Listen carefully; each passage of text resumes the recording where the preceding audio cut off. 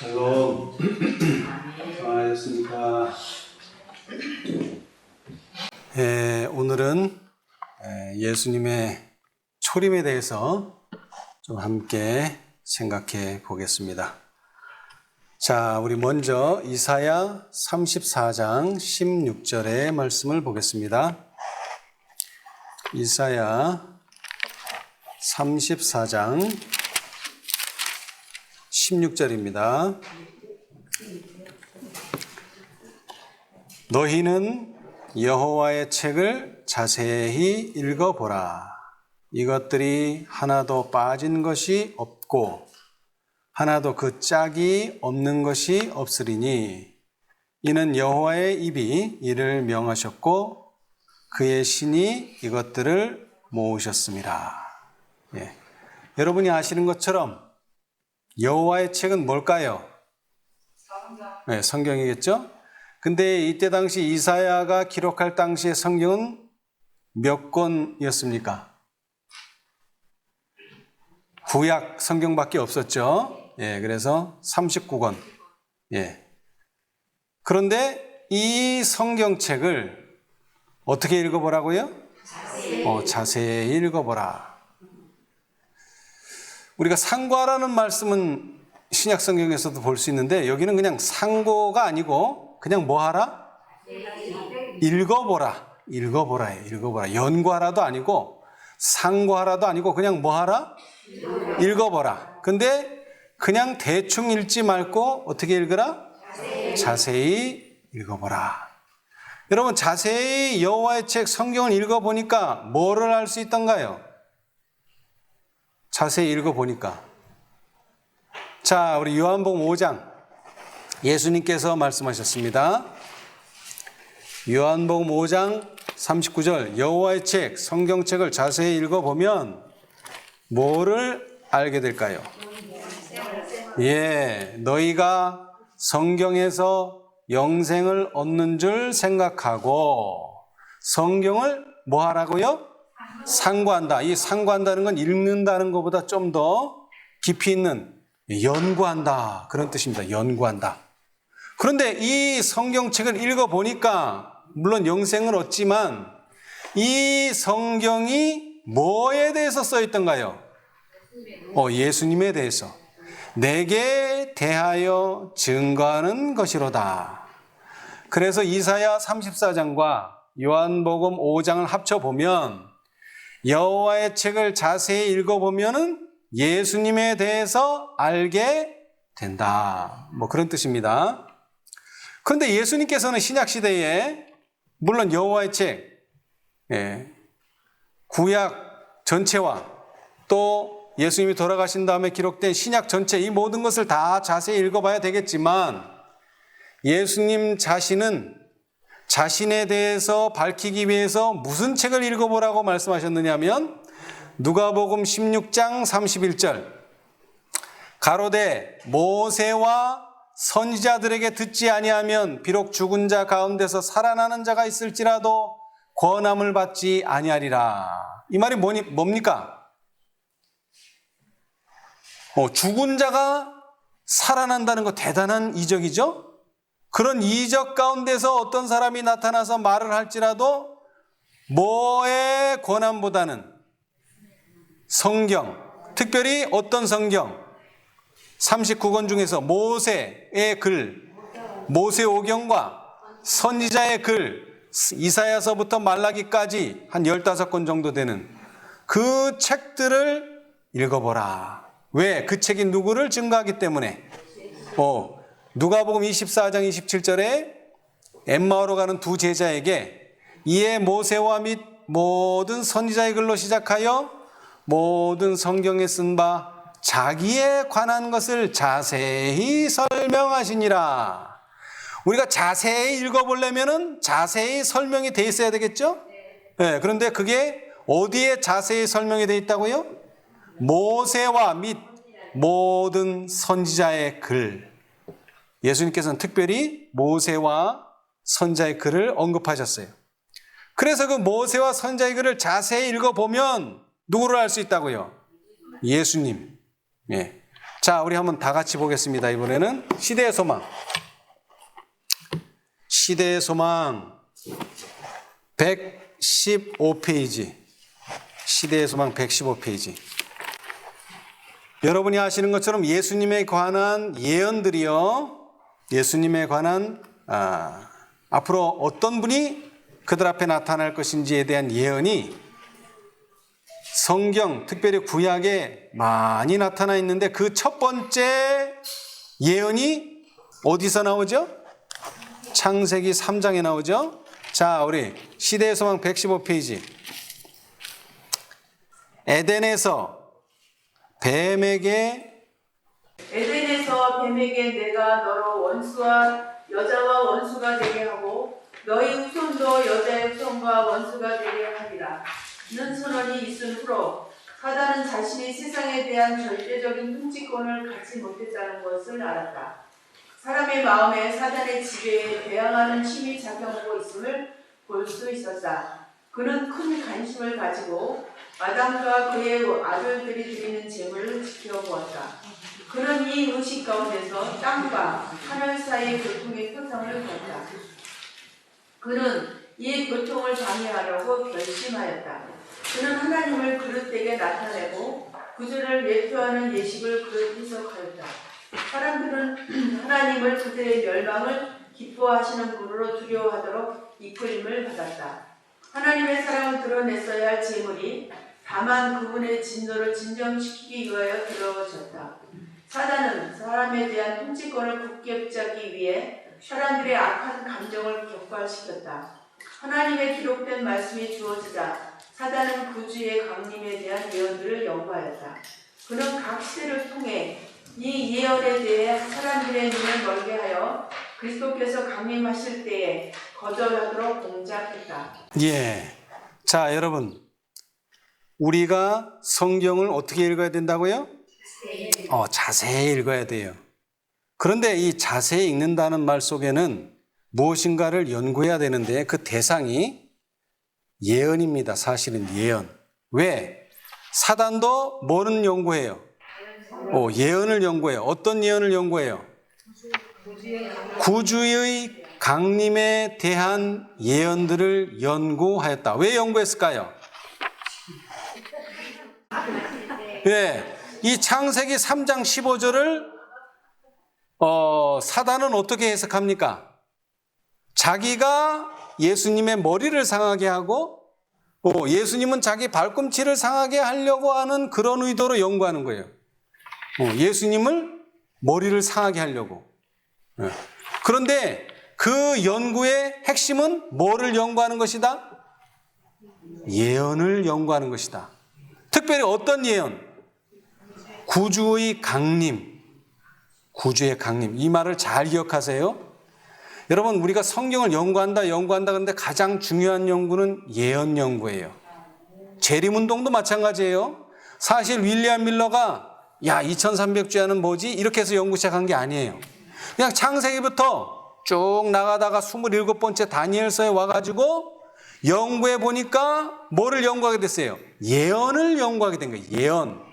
그래서 탄생한 교회가 재림교회예요. 그런데 이 사단도 마찬가지예요. 예언을 연구해요. 왜 예언을 연구해요? 구주의 강림을 막기 위해서요? 아니요.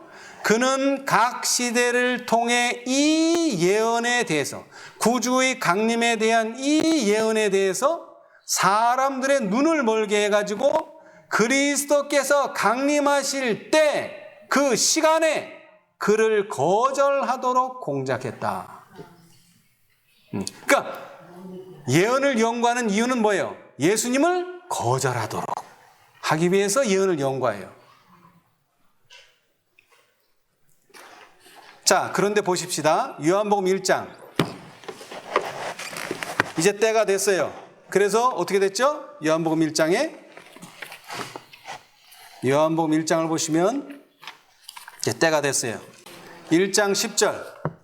그가 세상에 계셨으며 세상은 그로 말미암아 시험바 되었으되 세상이 그를 알지 못하였고. 지금 사단의 공작이 성공했어요? 실패했어요? 지금 실패했어요. 영접하지 아니했다는데 성공했죠. 성공. 근데 이 성공이 모든 세상에 성공한 게 아니라 어디? 유대 땅, 자기 백성이 영접하지 않게 된 거예요. 어느 정도 성공을 거둔 거예요. 그러니까. 근데 왜 영접하지 않음으로 문제가 되느냐? 영접하는 자, 곧 그 이름을 믿는 자들에게는 뭐가 되는? 하나님의 자녀가 되는 권세를 주셨으니. 그러니까는 사단의 목적은 하나님의 자녀가 못되게 하는 것이 목적이에요. 그러기 위해서 뭘 연구했다고요? 예언을 연구했다. 예언을. 예. 자, 사단이 연구한 구주의 강림에 대한 예언은 정말로 필요합니다. 왜? 우리가 그분을 영접해서 그분의 자녀가 되기 때문에. 그렇죠? 다시 말하자면 예수님을 영접하기 위한 준비란 무엇이냐? 예수님의 강림에 대한 예언을 연구하는 거예요. 이 예언 연구는요, 어디까지 확장되느냐? 갈바리 십자가까지 가요. 자, 우리 시대의 소망을 보겠습니다. 예수님의 공생에 그 정도로 끝나는 게 아니라 예수님 돌아가실 때까지 계속돼요. 이 예언 연구는.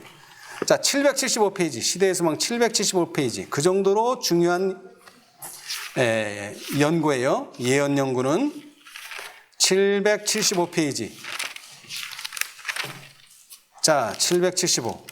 예수님이 십자가에서 희생하신 것도 중요하지만 예수님이 십자가에서 예언을 성취하셨다는 것도 중요한 거예요. 자, 775페이지. 많은 사람의 마음은 갈바리의 장면으로 발달된 온갖 생각으로 여념이 없었다.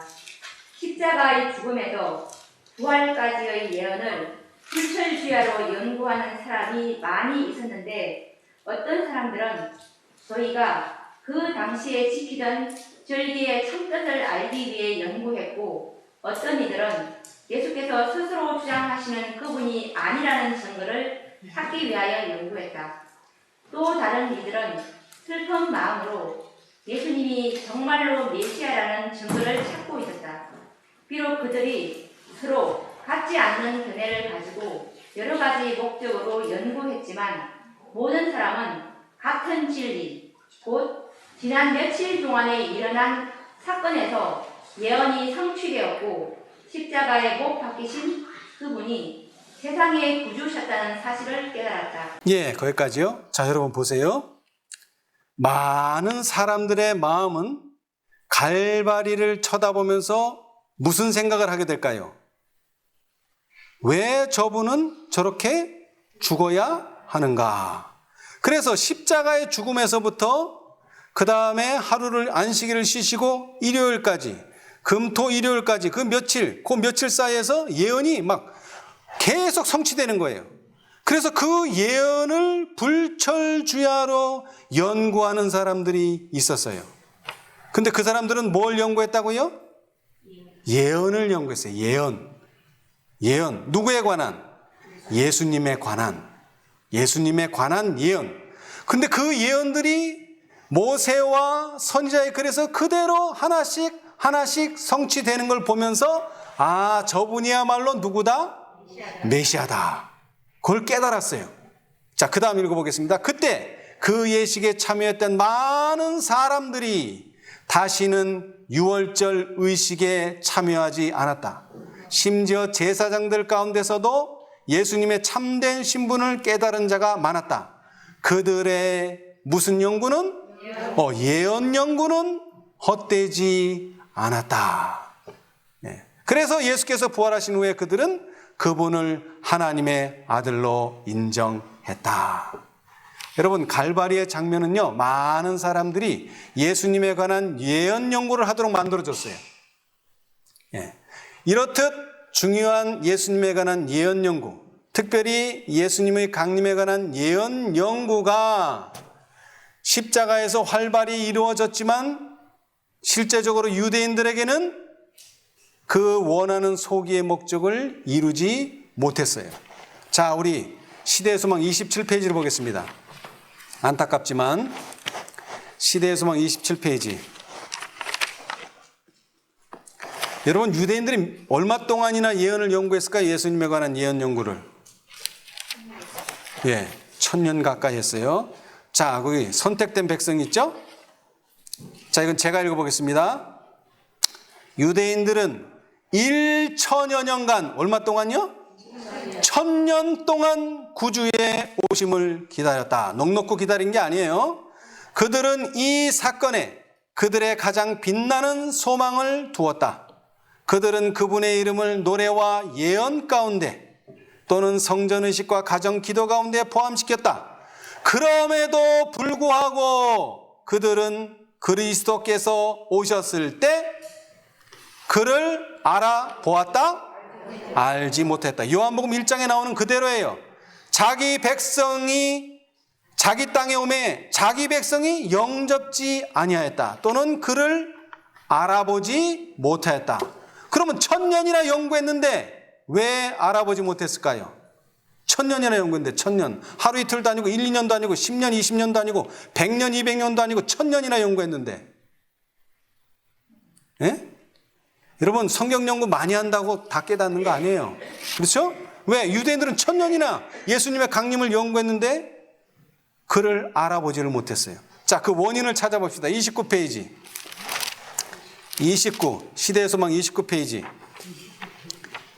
메시아의 강림을 갈망하기는 하였지만 메시아의 강림을 갈망하기는 하였지만 유대인들은 메시아의 사명에 대하여 참된 개념을 갖지 못하였다. 그들은 죄로부터의 구속이 아니라 로마로부터의 해방을 얻으려고 애썼다. 그들은 압제자의 권세를 깨뜨리고 이스라엘 나라를 세상 만국을 지배하는 나라로 높이는 정복자로서 메시아가 오시기를 고대하였다. 이리하여 그들이 구주를 거절할 길이 마련되었다. 예. 자, 왜 못 깨달았다고요? 1000년 이상 연구했지만 메시아의 사명에 대해서 참된 개념, 메시아의 사명을 올바로 이해를 못하고 있었어요. 그러니까 연구를 100년, 200년, 300년 해봐야 소용없는 거예요. 개념이 잘못됐기 때문에. 그래서 그것은 구주를 거절할 길을 마련했고 결정적으로는 왜 거절하게 됐느냐. 자, 우리 다음. 로마인들에 대한 증오심, 그들의 국가적, 종교적 자존심은 유대인에게 그들의 예배의 형식에 대해 더욱 엄격히 침착하게 하였다. 제사장들은 종교의식에 철저한 관심을 나타냄으로써 거룩하다는 평판을 유지하고자 힘썼다. 흑암과 압박 속에 있는 백성들과 권세를 잡으려고 갈급하는 관원들은 그들의 원수를 정복하고 이스라엘 나라를 회복시킬 자가 오시기를 갈망했다. 그들은 예언들을 연구하였으나 영적 통찰력이 없었다. 예, 여러분.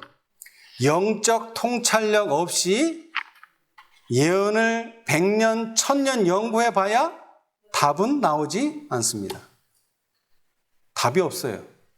여러분, 라오디게아 교회가 100년, 지금 한 200년 가까이 돼가고 있는데 200년 가까이 예언을 연구해봐야 뭐를 깨닫지 못해요? 예수님의 오시는 때를 깨닫지 못해요. 왜? 영적 통찰력이 없기 때문에. 근데 왜 그들이 영적 통찰력을 잃었어요? 그들은 이 메시아의 오심을 자신들의 기대로 채우려고 했던 거예요. 그렇죠? 로마에 통치했으니까 로마로부터 뭐 되는 거? 독립하는 것. 그 다음에 자신들이 세계에서 가장 으뜸이 되는 백성이 되는 것. 이런 교만한 마음을 가지고 예언을 아무리 연구해봐야 거기에서는 답이 나오질 않아요. 자, 그래서 결국 이리하여 그들은 그리스도께서 초림하시어 굴욕을 당하실 것을 가리키는 성경 구절들을 간과하였으며 그리스도의 재림의 영광을 언급하는 성경 구절을 잘못 적용하였다. 그러니까 초림에 적용해야 될 것은 그냥 뛰어가고 어디에 적용해야 될 것? 재림에 적용해야 될 걸 초림에 갖다가 맞춘 거예요. 교만이 그들의 통찰력을 흐리게 하였다. 그들은 예언을 그들의 이기적 욕망에 일치되게 해석하였다. 그래서 결국 그들은 영적 통찰력을 잃어버린 거예요. 자, 그러면 이제 제가 질문을 하나 드리겠습니다. 예수님의 초림하실 시간이 성경에 예언되어 있습니까? 예언되어 있어요?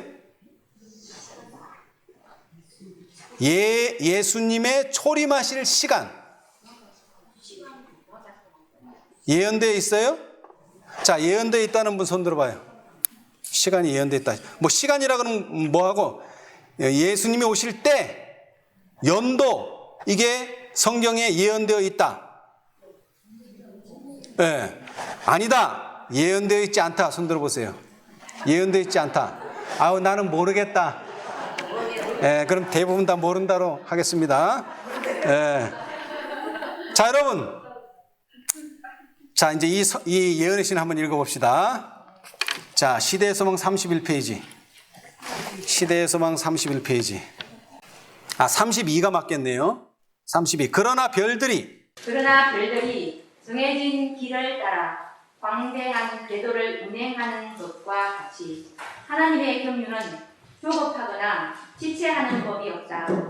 하나님께서는 백색한 후감과 연기 나는 풀무의 표상을 통하여 아브라함에게 이스라엘 백성이 애굽에서 종노릇할 것을 보여주셨으며 그들이 400년간 거기서 머무르게 될 것이라고 밝히셨다. 하나님께서는 그 후에 내 자손이 큰 재물을 이끌고 나오리라고 말씀하셨다.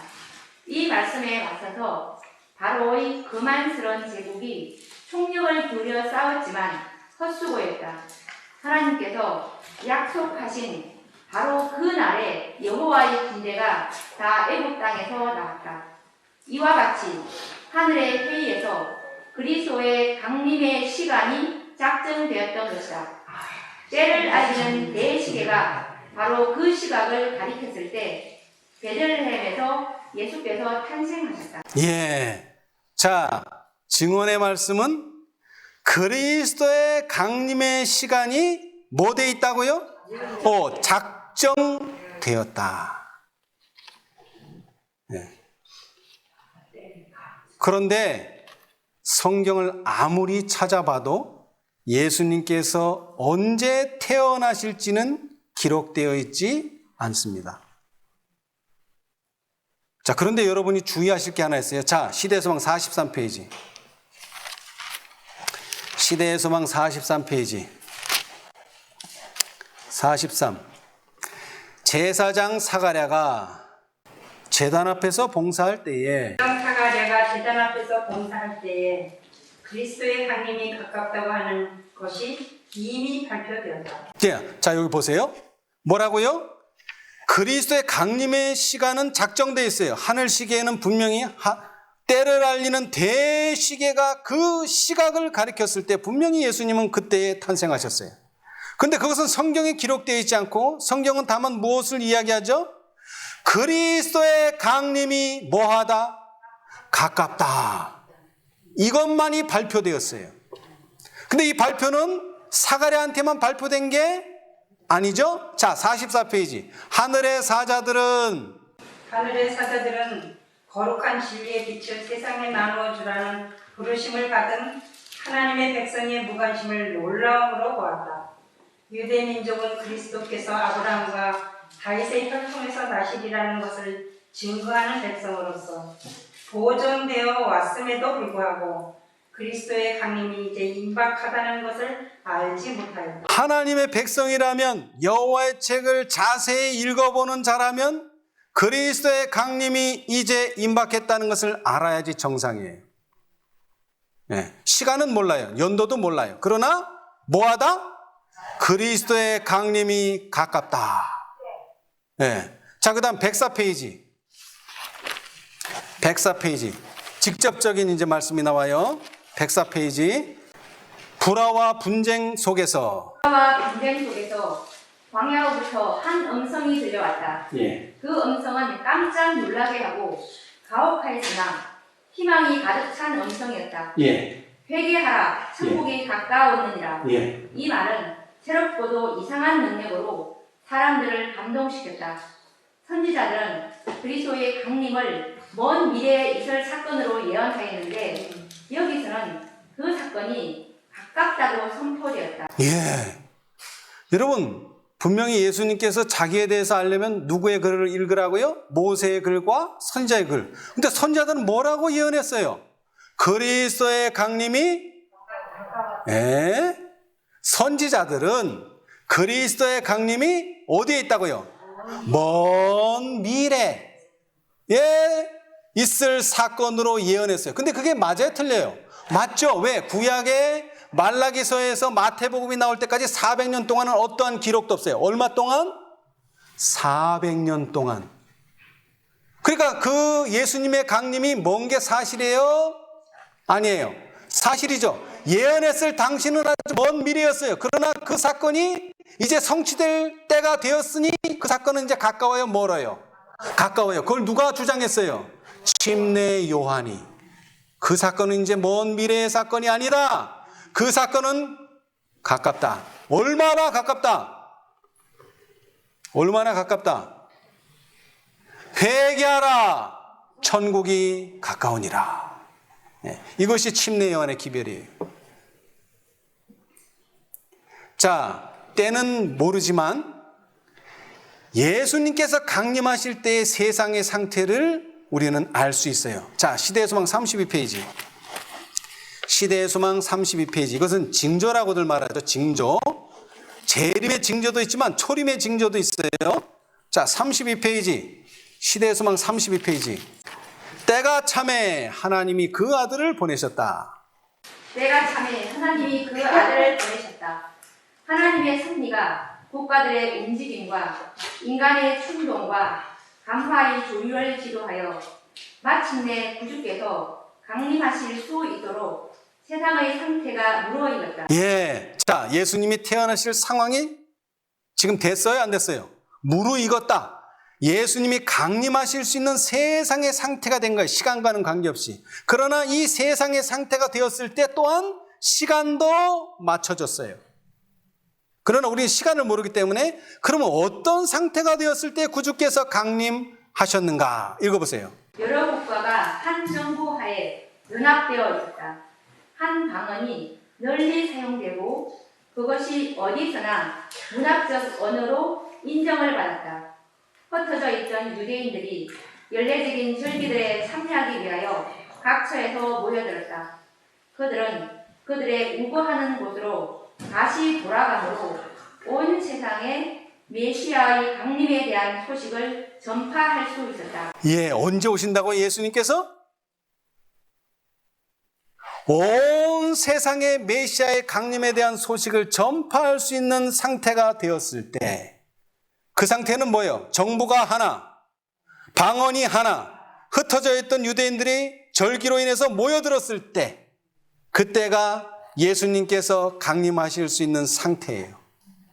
여러분, 인터넷의 넷이 무슨 뜻이에요? 인터넷의 넷. 그물이라는 뜻이에요. 그물. 지금 한 정부도 아니고 한 방언도 아니지만 뭐가요? 이 통신이 우리를 네트로 그물로 하나처럼 만들어졌어요. 뭐 하실 수 있는 시기에 지금? 구주께서 다시 강림하실 수 있는. 그래서 온 세상에 메시아의 강림에 대한 소식을 전파할 수 있는 상태가 된 거예요. 근데 아직 뭐는 몰라요? 때는 몰라요. 자, 근데 사실 때가 직접적으로 기록되어 있지 않을 뿐이지 사실은 예수님이 언제 태어나실지가 기록되어 있어요. 우리가 이걸 이해해야 된다는 거예요. 자, 그런데 성경은 말합니다. 갈라디아 4장 4절로 5절. 때가 참에. 여기는 상황이 되매가 아니에요. 뭐가 참에? 시간이 되니까. 어떤 시간이 되니까. 어떤 때가 되니까. 어떤 연도가 되니까. 하나님이 그 아들을 보내사 여자에게서 뭐하게 하시고? 나게 하시고. 때가 차니까 낳았다는 거예요, 아들을. 그 다음에 때가 차니까 율법 아래 또 뭐하게? 나게 하셨다. 때가 돼서 낳았다는 거예요. 때가 돼서 낳고 때가 돼서 낳고 태어났다는 거예요. 그런데 왜 성경은 직접적으로 예수님이 언제 태어날지를 말씀하고 있지 않을까요? 자, 이런 말씀은 또 시대의 소망에서도 읽을 수 있는데요.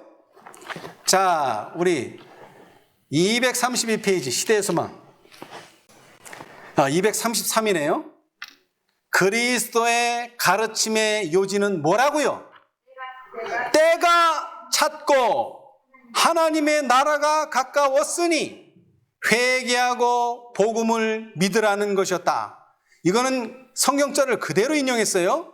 때가 찼고 하나님의 나라가 가까웠으니 회개하고 복음을 믿으라. 이제 그 다음에는 화이트 선자의 주석이 나와요. 설명이 나와요.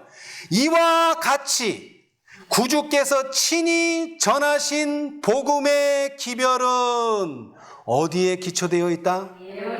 예. 복음이라는 걸 까보면 그 안에 뭐가 들었다는 거예요? 예언이 들어있다는 거예요. 예언 없는 복음은 복음이 아니에요. 복음 기별은 예언에 기초되어 있었다. 이것을 증명하는 것이 계시록 14장에 나와요. 계시록 14장 6절.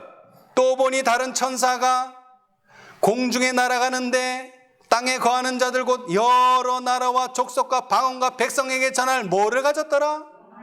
영원한 복음을 가졌더라. 자, 영원한 빼고 뭘 가졌더라? 복음을 가졌더라. 근데 그 복음은 어떤 복음? 영원한 복음이에요. 일시적인 복음 아니에요. 한시적인 복음도 아니고 영원한 복음이에요. 근데 복음은 뭐에 기초되어 있다? 예언에 기초되어 있다. 지금 제가 6절 읽었는데 다음 절에 그것을 설명해 주겠어요. 그가 큰 음성으로 가로되 하나님을 두려워하며 그에게 영광을 돌리라. 이는 무슨 시간이? 심판하셨던 시간이? 심판하시는 시간이? 심판하실 시간이.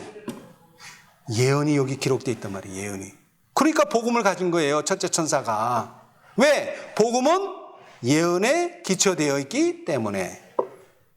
그래서 첫째 천사는 뭘 예언했어요? 앞으로 심판하실 시간이 이르러 올 것이다. 자, 그래서 첫째 천사의 영원한 복음은 심판하실 시간이 이르렀다는 예언에 기초되어 있습니다. 자, 다시 예수님의 초림 사건으로 돌아와서요. 예수님의 초림 당시에 그분께서 전하신 복음 기별의 기초가 되는 예언은 무엇에 관한 예언입니까? 자, 때가 찼고 하나님의 나라가 가까웠으니 회개하고 복음을 믿으라는 것이었다. 그리스도의 가르침이 요지가. 그러면 이와 같이 구주께서 친히 전하신 복음의 기별은 뭐에 기초되어 있다? 그럼 그 예언이 뭐냐는 거예요. 자, 그 다음 시대의 소망 233페이지 조금 전에 읽은 그 단락 다음 단락은 다니엘서 9장 24절입니다. 계속해서 읽어보세요. 내 백성과 내 거룩한 성을 위하여 70일에로 기한을 정하였나니 허물이 마치고 죄가 끝나며 죄악이 영속되며 영원한 의가 드러나며 이상과 예언이 응하며 또 지극히 거룩한 자가 기름 부음을 받으리라. 곧 그 천사가 말하였다. 예, 자, 무슨 예언을 지금 여기 설명하고 있죠? 70일에 대한 예언이에요. 자, 그런데 여기에 하루는 예언상 하루는 얼마라고요? 1년. 그러니까 70일이니까 1회라는 말은 70주일이란 말이에요. 그럼 70주일이면 7, 7이 49. 490일. 다시 말하면 490년을 가리킨다.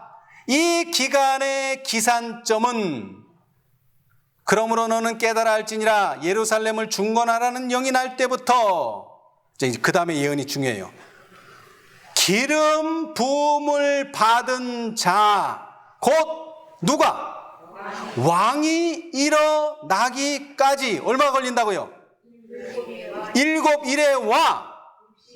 그러니까 7일에 플러스 62일에 69일에 다시 말하면 날짜로 치면 483일. 그것을 예언상이니까 하루를 1년으로 치면 483년이라고 하였다. 아닥사스다 롱기마누스의 칙령으로 끝을 맺은 예루살렘 중건령은 기원전 457년 가을에 효력을 발생하였다. 이때부터 483년은 언제라고요? 서기 27년 가을까지 미친다. 그 말은 뭐예요?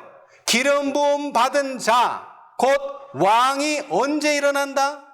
서기 27년 가을.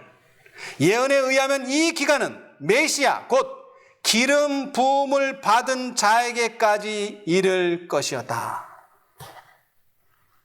이게 무슨 뜻입니까? 예수님의 탄생은 기록되어 있지 않아요. 그런데 뭐가 기록되어 있어요? 예수님이 기름 부음을 받는 해는 정확하게 기록되어 있어요. 그러면 그 해로부터 몇 년을 거슬러 올라가야 돼요. 과거로 가야 돼요. 30년을 과거로 거슬러 올라가면 뭐가 나와요? 예수님의 탄생의 시기가 나와요. 왜 30년을 거슬러 올라가야 될까요? 구약에 보면은 민수기 4장에 보면은 계수가 나와요. 계수. 야, 성경에 무슨 숫자 계산을 왜 써놨을까? 다 이유가 있어요. 제사장은 계수되기 위해서 몇 살이 돼야 돼요? 30세로부터 50세까지가 정년이에요. 50세 되면 이제 계수 안 해요. 왜? 그 사람들은 활동을 못하기 때문에. 그런데 제사장으로서 일할 수 있는 나이가 언제라고요? 몇 살이라고요? 30세. 그리고 예수님을 표상하는 그 요셉이 활동한 나이도 성경에 찾아보니까 30세. 그래서 이 서기 27년 가을에서 30년을 돌아가면 뭐한 해라고요? 예수님이 탄생하시네. 근데 성경은 왜 예수님의 탄생을 중요하게 여기지 않고 예수님의 기름 부음을 중요하게 여겼을까요? 이것이 구속의 국면의 중요한 포인트이기 때문에 그래요. 서기 27년에 예수께서 침례를 받으실 때 성령의 기름 부음을 받았으며 곧이어 그의 공생애가 시작되었다. 그때에 뭐가 찼다? 때가 찼다. 다시 말하면 공생애의 시작은 때가 찼다. 때가 찼다는 말은 공생애의 시작이다. 예. 자, 그 다음 한번 읽어보세요. 그리고 그 천사는 그가 장차 많은 사람으로 더불어 한 이래 동안의 언약을 굳게 정하겠다고 말하였다. 구주께서 공생에 착수하신 후 7년 동안 유대인들에게 복음이 특별히 전하여질 것이었는데 3년 반은 그리스도께서 친히 전하실 것이요 그 후 3년 반은 사도들에 의해서 또한 그렇게 될 것이었다. 그가 그 이래의 절반에 제사와 예물을 금지할 것이라. 서기 31년 봄에 참된 제물이 되시는 그리스도께서 갈바리에서 드려지셨다. 그때 성전의 휘장이 두 갈래로 찢어지므로 제사 제도의 신성성과 의의가 떠났다는 것을 보여주었다.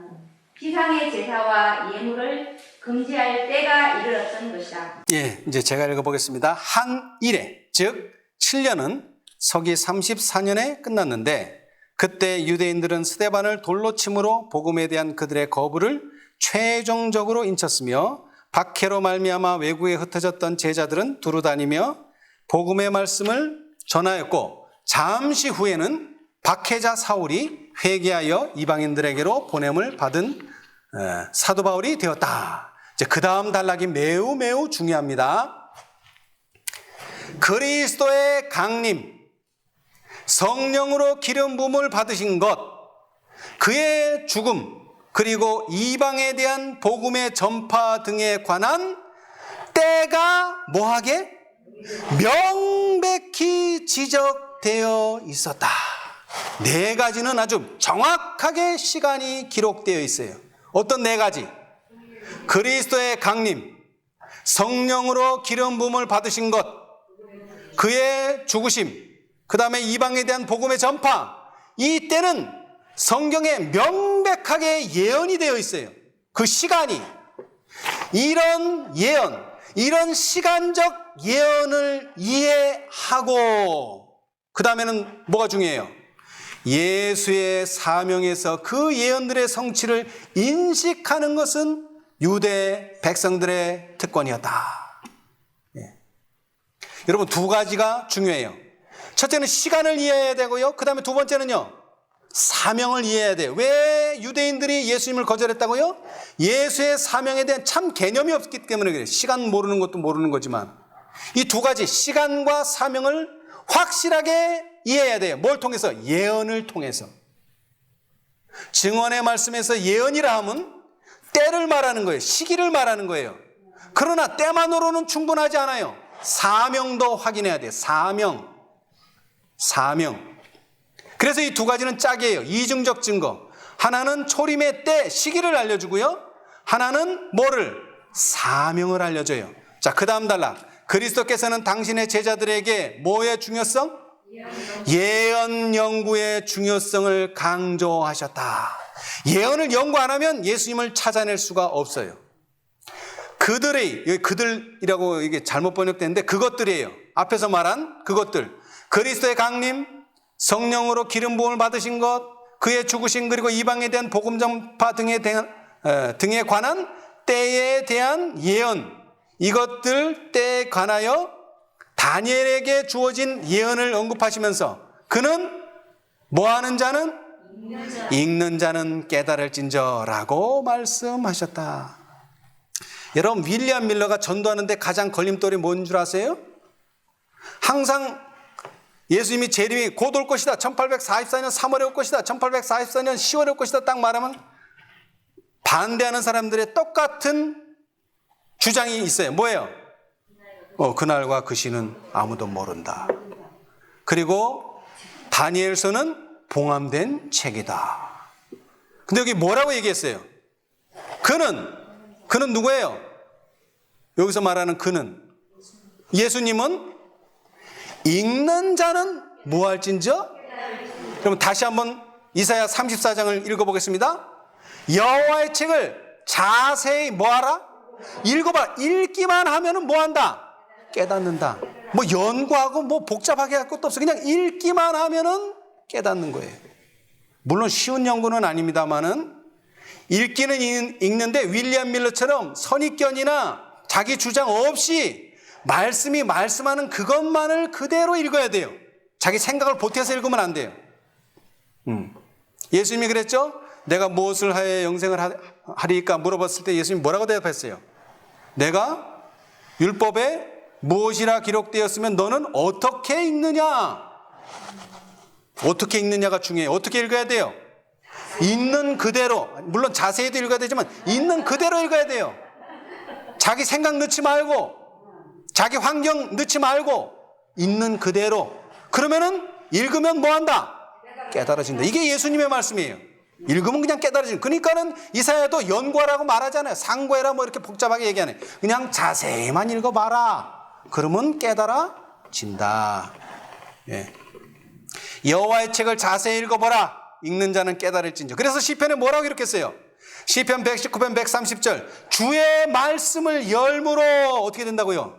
우둔한 자에게 비치어 깨닫게 하나이다. 주의 말씀이 열리면 우둔한 자도 다 깨닫게 돼 있어요. 똑똑해서 깨닫는 거 아니에요. 근데 뭐가 열려야 돼요? 주의 말씀이 열려야 돼요. 예. 부활하신 후에, 그 다음 단락을 읽어보겠습니다. 부활하신 후에 그는 모든 선자의 글로 자기에 관한 것을 그의 제자들에게 설명하셨다. 구주께서는 모든 선자들을 통하여 말씀하셨다. 자기 속에 계신 그리스도의 영이 그 받으실 고난과 후에 얻으실 영광을 미리 증거하셨다. 미리 증거했다는 말을 다른 말로 뭡니까? 예언하셨다. 근데 여러분, 이 성경의 출처를 잘 기억하세요. 어디라고 이게? 베드로 전서 1장 11절. 베드로가 이렇게 말했어요. 베드로가. 자, 다시 한번 묻겠습니다. 예수님의 초림하실 시간이 성경에 예언되어 있나요?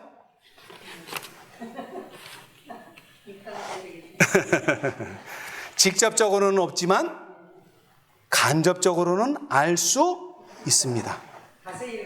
네.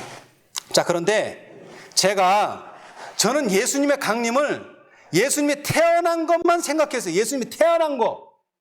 근데 성경은 그렇게 말하고 있지 않더라고요. 자, 요한복음 18장이 그걸 증명해 주고 있어요. 요한복음 18장. 예수님의 강림이 두 가지 의미로 사용됐어요. 이거 빌라도에게 한 말씀입니다. 우리가 얼마 전에 과정 공부 시간에 배웠어요. 요한복음 18장 37절을 누가 한번 읽어보세요. 빌라도가 가로되 그러면 내가 왕이 아니냐?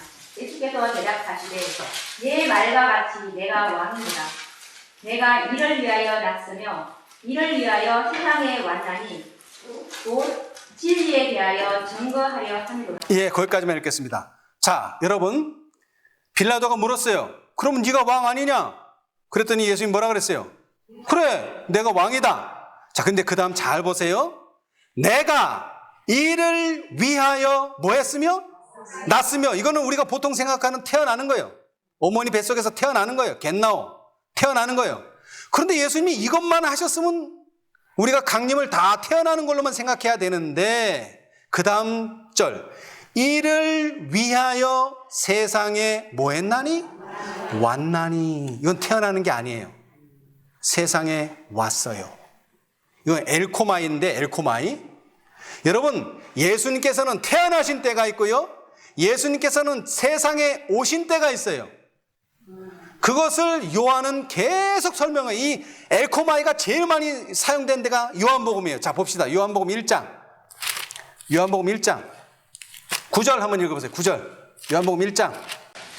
참 빛, 곧 세상에 와서 각 사람에게 비치는 빛이 있었나니. 예. 자, 참빛. 곧 세상에 뭐 했다? 왔다. 이게 엘코마예요. 왔다는 거예요. 자, 11절. 자기 땅에 오매 자기 백성이 자, 또 어디에 왔다? 자기 땅에 왔다. 태어났다가 아닙니다. 그것은 왔다예요. 자, 15절. 요한이 그에 대하여 증거하여 외쳐 가로되 내가 전에 말하기를 내 뒤에 오시는 이가 나보다 앞선 것은 나보다 먼저 계심이니라 한 것이 이 사람을 가리키니라. 예. 여러분, 태어난 걸로 치자면은 누가 앞서요? 예수님이 앞서야죠, 당연히. 예수님이 아담을 만들고 아담이 낳고 나와서 침례연 나온 거 아니에요? 태어난 걸로 치면 누가 먼저예요? 예수님이 먼저. 근데 온 걸로 치면은 누가 먼저 왔어요? 요한이 먼저 왔어요. 온 걸로 치면, 온 것으로 치면. 예. 그러니까 강림이라는 말을 태어났다라고만 해석하면 안 돼요. 태어난 것도 온 것이고, 온 것은 또 어떤 사명을 하는 것을 온 것이에요. 지금 아까도 말했지만 예언은 뭘 가리키죠? 예수님이 사명을 하는 것을 가리켜요. 기름 부음 받은 것, 왕이 일어나는 것, 왕이 오는 것. 그때는 언제예요? AD 27년 가을이에요. 그건 분명히 성경에 예언되어 있어요. 시간이. 그러나 예수님이 언제 탄생하실지는 없어요. 그러나 계산해낼 수는 있어요. 자, 29절 계속 나와요.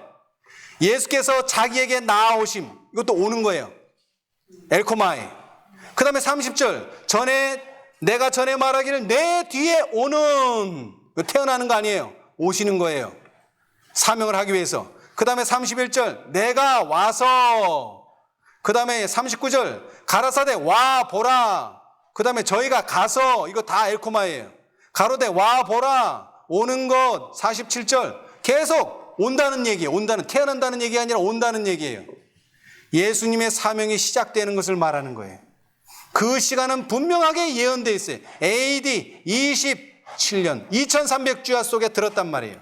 예수님의 공생의 기간이 3년 반인데 그 기간 중에 딱 2시간만이 정확하게 예언되어 있어요. 뭐요? 기름 부음 받는 시간과 예수님이 돌아가시는 시간. 이 2시간만이 기록되어 있어요. 자, 이제 계속해서 읽어보겠습니다. 하늘의 기별을 가지고 다니엘에게 왔던 천사는 하나님의 아들의 다음 지위에 있는 가브리엘이었다. 그리스도께서 사랑하는 요한에게 장례를 공개하도록 보내셨던 천사는 바로 그 천사인 가브리엘이었다. 그리고 그 예언의 말씀을 읽고 들으며 그 가운데 기록한 것을 지키는 자들에게는 뭐가요? 축복이 선언되어 있다. 이거 계시록 1장 3절을 그대로 인용했습니다.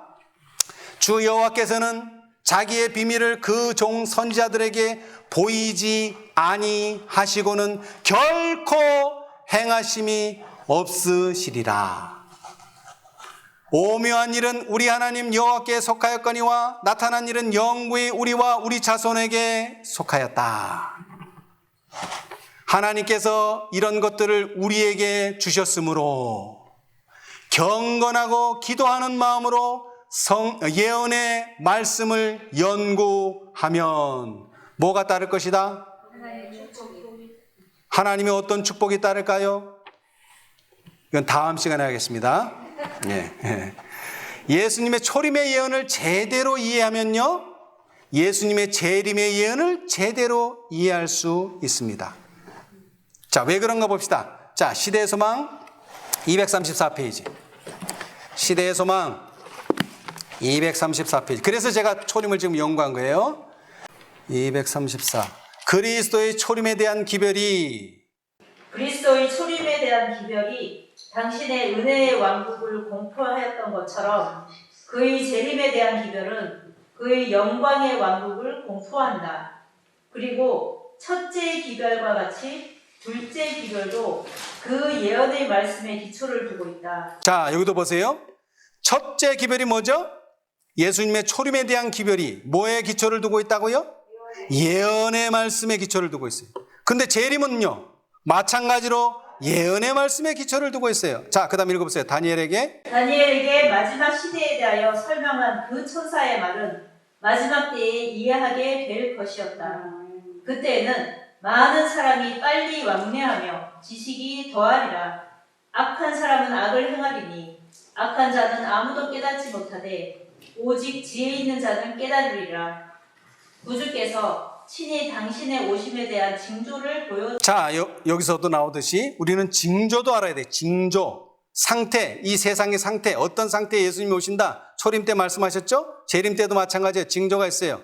자, 그런데 징조로 끝나는 게 아니에요. 그리고 그는 이렇게 말씀하셨다. 너희가 이런 일이 나는 것을 보거든 하나님의 나라가 가까운 줄을 알라. 너희는 스스로 조심하라. 그렇지 않으면 방탕함과 술 취함과 생활의 염려로 마음이 둔하여지고 뜻밖의 그날이 덕과 같이 너에게 임하리라. 이러므로 너희는 장차 올 이 모든 일을 능히 피하고 인자 앞에 서도록 항상 기도하며 깨어 있으라. 자, 그 다음 두 번째, 우리는 이러한 성경 말씀이 예언한 어디에 이르렀다? 시기에 이르렀다. 종말의 때가 이르렀다. 선지자들의 이상은 개봉되었고 그 엄숙한 경고는 우리 주의 영광의 강림이 가깝다는 것을 우리에게 가르쳐 준다. 자, 그런데 여기에 어떠한 시기도 언급되어 있지 않아요. 자, 사실 이 시기는 어디에 포함되어 있느냐면 새 천사의 기별과 계시록 18장 속에 들어있어요. 이제 제가 다음 시간에 할 이야기인데요. 자, 영광의 왕국은 영광의 강림으로 이루어진다. 그리고 영광의 강림이 가깝다는 것을 우리에게 가르쳐 준다.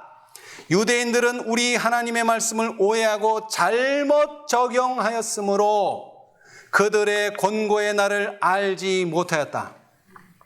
그리스도와 그의 사도들의 공생애의 시작, 곧 택하신 백성들에 대한 귀중한 은혜의 마지막 시기를, 이것만이 성경에서 시간을 지적하고 있죠. 이 시기를 주의 사자들을 죽이려고 음모하는 일로 보냈다. 세상의 야심이 그들을 삼켰다. 그리하여 영적 왕국의 제의가 그들에게 이르렀으나 그것은 전혀 무익하였다. 그와 같이 오늘날에도 이 세상 왕국은 사람들의 생각을 온통 사로잡고 있으며 그들은 예언의 신속한 성취와 하나님의 나라의 신속한 도래의 징조들의 주의를 기울이지 않는다. 여러분 잘 들으세요. 예언이 신속하게 성취되고 있어요, 지금. 근데 그걸로 우리는 뭘 할 수 있을까요? 하나님의 나라의 신속한 도래, 하나님의 나라가 가깝다는 징조들의 주의를 기울이지 않아요. 자, 이제 그 다음 성경절이 중요합니다. 형제들아, 너희는 어두움에 있지 아니하매 그날이 도적같이 너희에게 임하지 못한다는 거예요. 절대로. 왜? 우리는 어두움에 있지 않기 때문에. 그럼 어떻게 오신다는 거예요? 가깝다는 것은 안다는 거예요. 연도는 몰라도 뭐는 안다? 가깝다. 가깝다는 것은. 너희는 다 빛의 아들이요 낮의 아들이라. 우리가 밤이나 어둠에 속하지 아니하나니? 자, 그 다음 잘 들으세요. 우리는 우리 주의 재림의 시간을 알 수는 없지만 그때가 가까이 이르렀다고 하는 것은 알 수 있다. 예. 그러므로 우리는 다른 이들과 같이 자지 말고 오직 깨어 근신할지라. 아멘. 자, 다시 한번 강조합니다. 그리스도의 강림, 성령으로 기름 부음을 받으신 것, 그의 죽음, 그리고 이방에 대한 복음의 전파 등에 관한 때가 명백히 지적되어 있었다. 이런 예언을 이해하고 이런 때 시기를 이해하고 예수의 사명에서 그 예언들의 성취를 인식하는 것은 누구의 특권이다? 말씀을 가지고 있는 유대 백성들, 오늘날 재림교회의 특권이라는 것입니다. 예수님의 초림에 관한 예언을 연구함으로써 유대 백성들의 특권과 축복을 누리게 되시기를 바라면서 오늘 말씀을 마치겠습니다. 감사합니다. 하늘에 계신 감사하신 저희 아버지, 예수님께서 이 세상에 오셔서 자신의 생명까지도 아낌없이 바치심으로 우리로 영원한 생명을 누리게 해주셨사오니 감사합니다.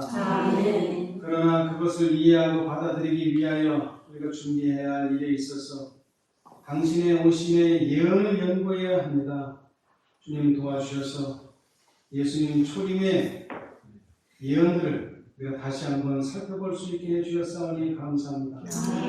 여호와의 책을 자세히 읽어보라고 말씀하셨습니다.